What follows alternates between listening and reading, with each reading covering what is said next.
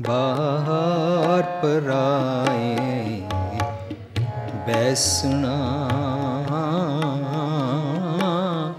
बाहर पराए बैसना,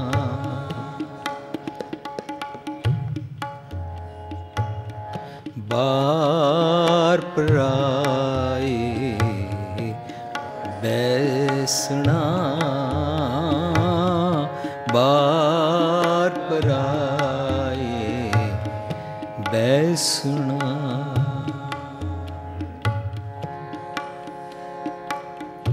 साईं मुझे न दे, साईं मुझे न दे, बार पराए बैसना, बार पराए बैसना।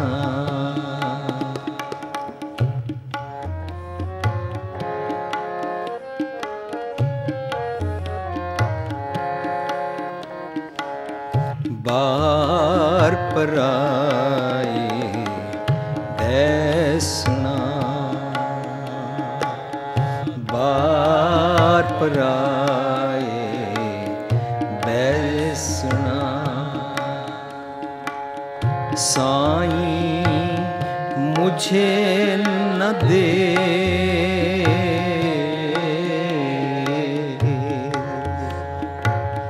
साईं मुझे न दे, बार पराए बैसना, बार पराए बैसना।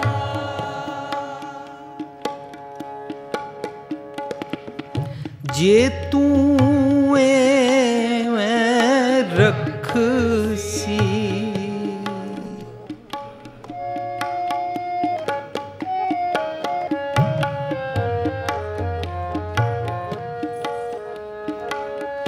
जे तू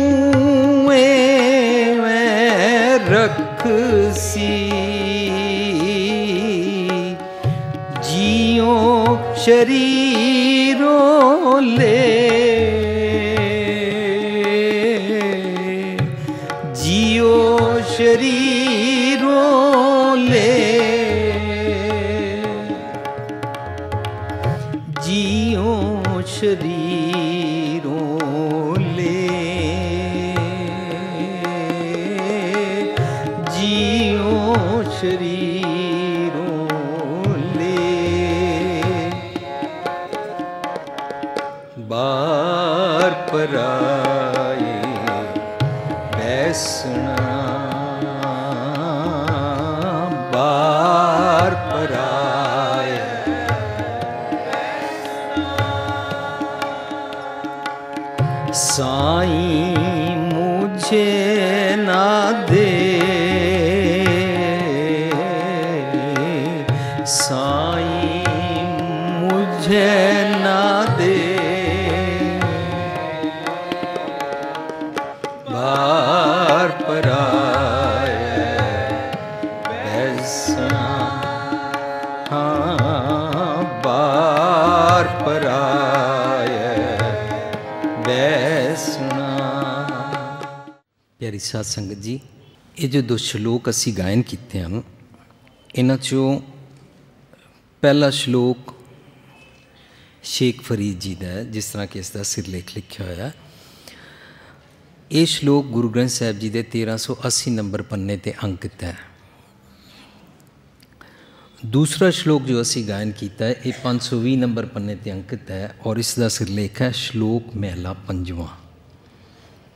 इसका मतलब ये दूजा श्लोक गुरु अर्जन पातशाह का है। इन्हां चों आम तौर पर कोट करन वेले या रोज़मर्रा दीयां गल्लां विच जिहड़े पुराने बजुर्ग सन वो पहला श्लोक एक दूजे नाल गल्लां वेले कोट करते हैं ते जिहड़ा दूजा श्लोक है ये इस तरीके नाल प्रचलित नहीं कि बई कोई किसी नूं कोट करे या ज़्यादातर गायकी चाहता होवे, पर असी जान के अज दे इस टॉपिक नूं समझण वास्ते दोनों श्लोकां नूं नाल तुहाडे परचे विच लिख के वंडिया ताकि असी इस दे टॉपिक नूं समझण दा यतन करिए। अज दा टॉपिक है बार पराए है। पराए दा बूआ, पराए दा घर, पराए दा दर, बार पराए है बैसना। मनु दूजे दे बूए ते बैठना पसंद नहीं है, इस करके मैनू ना दे, साईं मुझे ना दे। ए रब जी मैनू ऐसी मुथाजी च ना पाओ कि मैनू दूजे दे बूए ते बहना पवे। जे तू इवें रख सी, जे तू इंज रखना चाहता है, जे इंज ही रखी रखेगा कि मैं पराए बूए ते बैठा रहा, फिर ए जीओ शरीर चों लै लै। That means I don't want to live more. ए जिहड़ी मुथाजी वाली जीवनी है, मैं इस तरह होर नहीं जीना चाहता, मेरे प्राण कढ़ लै। इस दे लफ्जी अर्थ हैं तो मैं हैरान रह जाता जदों संगतां आके मैनू दसदियां ने वीर जी फलानी जगह च प्रोग्राम होया और किसी रागी सिंह जी ने ये वाला श्लोक गाया तो उन्होंने सारे श्लोक का ये निचोड़ कढ़िया कि फरीद जी कितने प्यार विच अज दे मनुख की प्रॉब्लम समझते हैं, तो कह रहे हैं कि मैनू किराए का मकान नहीं चाहिए, रब जी मैनू किराए के मकान के बदले देखो ना अपना मकान लै दिओ। तो जे मैनू अपना मकान नहीं लैके देना तो फिर मैं मरना पसंद करांगा। हुण संगत चों जिहड़े लोकां दा मकान नहीं है उन्होंने ये अर्थ बड़े सूट करते हैं, बड़े चंगे लगते हैं। तो जिहड़े किसी दे थल्ले दबे हुए ने, किसी दी डोमीनेशन सहार रहे हैं, उन्होंने ये अर्थ बड़े चंगे लगते हैं क्योंकि ये इमोशनल ब्लैकमेल है। मैं अज जान के ये नाल 2-3 होर श्लोक दर्ज किए हैं तुहाडे नाल अज सांझ करन वास्ते कि गुरबाणी इस तरीके दे नाल दुनियावी पदार्थां नूं प्राप्त करना अते किराए दे मकान तो अपना मकान लै देना इस किस्म दी विचारां नहीं देंदी है। गुरबाणी इज विजडम, ये मनुख नूं एलीवेट करती है। बल्कि जिस मनुख कोल किराए का मकान भी ना होवे, झुग्गी भी ना होवे, सड़क ते रहिंदा होवे, उसका मन इतना तकड़ा कर देंदी है, उसका अंतरात्मा इतना स्ट्रोंग कर देंदी है कि उसनूं बाहरले मकान की लोड़ नहीं रहिंदी क्योंकि वो अपने हिरदे दे घर विच रहिंदा है। ते उसकी कंगाल आत्मा बाहरले प्रॉपर्टीज़ और बाहरले मकाना दी, जायदाद दी या किराए दे मकान दी ऐसिया सोचां विच डक्के डोले नहीं खांदी है। ते जिन्हां दी खांदी है वो ज़्यादातर घर दे पिता जी या घर दे बेटा जी, उन्हां दे नां ते मकान की प्रॉपर्टी होंदी है, रजिस्ट्री उन्हां दे नां ते होंदी है, ते फिर भी वोटियां दे नां नहीं होंदी, ते ना धियां दे नां होंदी है। रीसेंटली मैं सुनिया कि किसी दे दादा जी ने सोचा मते पता नहीं किस वेले श्वास निकल जान, तो उन्होंने अपनी रजिस्ट्री करवाई है, पर रजिस्ट्री विच नूंहां दा नां नहीं है। सो हुण नूंहां परेशान है, तो पोतरियां दा भी नां नहीं है क्योंकि उन्होंने पराए घर चले जाना है। लेकिन ये रजिस्ट्रियां अपने नां कराउण वास्ते अज दियां नूंहां दी या धीआं दी लड़ाई है, पर यह साडा सबजैक्ट नहीं है। क्यों? क्योंकि असी गुरुद्वारियां विच जायदादां नहीं लैके दिंदे हां, असी गुरुद्वारियां दे विच ये दुनियावी पदार्थ दी अमीरी दियां गल्लां नहीं करते हां। गुरु ग्रंथ साहिब जी मनुख नूं सिखांदा है कि जे तेरे कोल सिर्फ एक कंट्री दी एक कलोनी दे अंदर एक प्लॉट होवे, ते भावें सारी धरती दियां जितनी भी कंट्रीज़ ने सब जगह तेरे कोल ढेर सारे प्लॉट और प्रॉपर्टी होन, पर भुखियां भुख ना उतरी, जे बन्ना पूरियां भार। पर जे कोई सानू इस तरीके दे नाल इमोशनल ब्लैकमेल करके कहे साध संगत जी देखो कितना तरला किया है कि मनु पराए मकान च नहीं रहना, मनु किराए के मकान च नहीं रहना, इस करके मनु अपना मकान लै दे, तो बिल्कुल ही कंट्राडिक्टिड है। मैं किसी नू कंडैम नहीं कर रहा, मेरी कोई इंटेंशनस नहीं ने, मैं किसी नू क्रिटिसाइज़ भी नहीं कर रहा। मैं तुहाडे नाल अज इस एंगल तो सांझ करना चाहता कि तुसी घर जाके बाणी पढ़िया करो, पढ़ते हो मुबारक है, बड़े सारे खोजी भी हैं। पढ़ के बाणी चो ये समझण दा यतन करना है कि मेरी आत्मा कंगाल है, कि मैनू बाहरलियां चीज़ां सैटिस्फाई कर सकणगियां। क्योंकि असी सैमीनार कीता है, असी समझण दा यतन कीता सी कि सुसाइड कौन करते हैं। शरीरक सुसाइड लोकी जो करते हैं उन्हां दी कोई मन की ख्वाहिश पूरी नहीं हुई है, पर आत्मक सुसाइड असी सारे रोज़ करते पे हाँ। जदों मनु पराई किसी चीज़ नूं हथियाण दी मन अंदर गल आ रही है, क्योंकि मेरी आत्मा कंगाल है। हुण मैं जितने भी सारियां दी प्रॉपर्टीज़ दे कागज़ और हेरा फेरी करके कुछ भी हथियाण दी मैटीरियल वर्ल्ड दी चीज़ दे उहदे विच हाँ, तो मेरी आत्मा कंगाल है। तो फिर मेरे नाल तिन्नां पुरियां दे पार, कई पुरियां दे पार मीनस सारी धरती दे पार ही नहीं, चांद दी भी प्रॉपर्टी मेरे ना कर दी जाए, मेरी आत्मा कंगाल ही रहेगी। पर गल असी करते हैं 100 पातशाह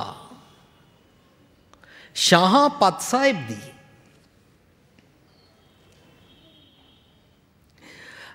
उस पातशाह की गल करते हैं जिहदे बारे असी कहते हैं वड्डा मेरा गोबिंद अगम अगोचर, जिहदे बारे गल करते हैं वड्डा तेरा दरबार सच्चा तुद तख्त सिर शाहां पातशाह नेचल चौर छत्र। जेड़ा उस आत्मक दरबार विच रब जी की दरगाह दे विच अपने आप नूं जिउंदे जी अपनी जिस मर्जी उम्र के पड़ाव ते होवे, जेड़ा इस पासे उद्यम करन लग पैंदा है, उसकी आत्मा स्ट्रोंग होनी शुरू हो जाती है और वो गुर ते महल प्राप्ते वाले सतगुर दे पैराडाइज विच, सतगुर दे महल विच, पैलेस विच एंटर कर जाता है। फिर उसनूं बाहरलियां इन्हां चीज़ां दी कमी पेशी कुछ नहीं लगती है। फिर उसनूं जे सुख दें तो तुझे आराधी, दुख भी तुझे ध्याई, जे भुख दें तो इत ही राजा, दुख भी सुख मनाई लगता है। सो पहली बेनती कि किराए दे मकान और अपने मकान दी रजिस्ट्री बारे गल नहीं चल रही है। मनुख जिथे मर्जी रहिंदा होए, जेकर अपने मन नूं काबू कर लैंदा है, मन जीत है जग जीत, फिर ये सारा जग ही मेरा घर है, क्योंकि ये सारा जग मेरे करते मेरे रब जी का घर है। ये जग सच्चे की है कोठड़ी, सच्चे का विश्वास। मैनू क्यों चूरन की लोड़ है कि मेरा मकान होना चाहिए जिंदगी भर, ये ख्वाहिश है। तो जो जिंदगी भर ये ख्वाहिशां पूरियां नहीं होंदियां तो लोग आत्मक सुसाइड वाली बिरती तो आस्ता आस्ता शरीरक सुसाइड वाल चले जाते हैं। लोगों की सारी उम्र ही मेहनत रहिंदी है कि प्रॉपर्टी मेरे ना किवें होवे।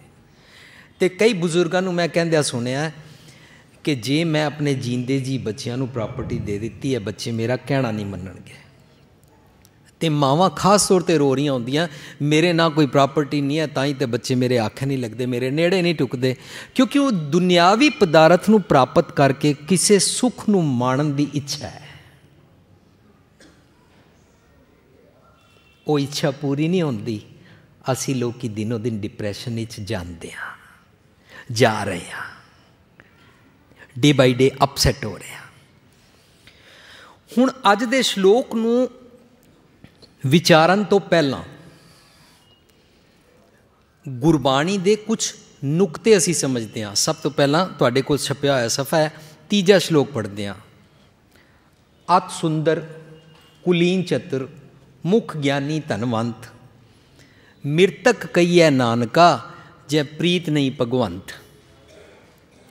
हुण सानू समझना पेगा कि जो भी दुनिया का इंसान हिंदू मुसलमान सिख ईसाई स्कॉलर या पांदी या धार्मिक डिसाइपल या सिख, कोई भी दुनिया का मनुख जेकर गुरबाणी तो विजडम प्राप्त करना चाहता है तो ओदी ये पहली इच्छा बन जाती है, बन जानी चाहिए कि मैं बाणी चो खोजा कि गुरु साहब अपने लफज दुनियावी वर्त के अपनी डेफिनेशन की देंदे ने। गुरु पातशाह फॉर एग्जाम्पल जेकर अज की कंप्यूटर की लैंग्वेज लईए तो कंप्यूटर की लैंग्वेज विच असी वर्ड यूज़ करते हैं फायरवॉल। फायरवॉल दे विच पिछों वायरस नहीं आएगा, कंप्यूटर विच फायरवॉल लगा दी, पर फायरवॉल असी मकानां च लगाते हैं कि बई ए फायर तो प्रोटैक्ट करेगी। इस तरीके दे नाल असी वाटर प्रूफिंग लगाते हैं, यही लफज वरतते हैं ना। पर फायरवॉल लफज दुनियावी लफज नूं लैके कंप्यूटर लैंग्वेज विच पा लिया, जो इस तरह पा के दूजी जगह अर्थ उहदा कुछ होर होंदा है, वर्ड उही यूज़ करते हैं जिहड़ा प्रचलित है, उसनूं कहंदे ने स्पीकिंग इन वरनैकुलर, उहनूं कहंदे ने प्रौढ़ावाद। प्रौढ़ावाद विच जो दुनिया नूं लफज पता है, वोकैबलरी पता है, वो वोकैबलरी नूं यूज़ किया जाता है, पर मीनिंग अपने होंदे ने बोलण वाले दे। गुरबाणी गुरु पातशाह ने वरनैकुलर विच और मैटाफर्स या जिसनूं प्रौढ़ावाद कहंदे ने उस ढंग विच उचारी है जो दुनिया नूं सारिਆਂ नूं पता सी। तां हुण गुरु साहब कहंदे ने जिस मनुख दा चेहरा बड़ा सुंदर है, डेफिनेशन देन लगे ने गुरु पातशाह कि दुनिया मृतक ओनू समझदी है जेड़ा मनुख दा हार्ट नहीं चल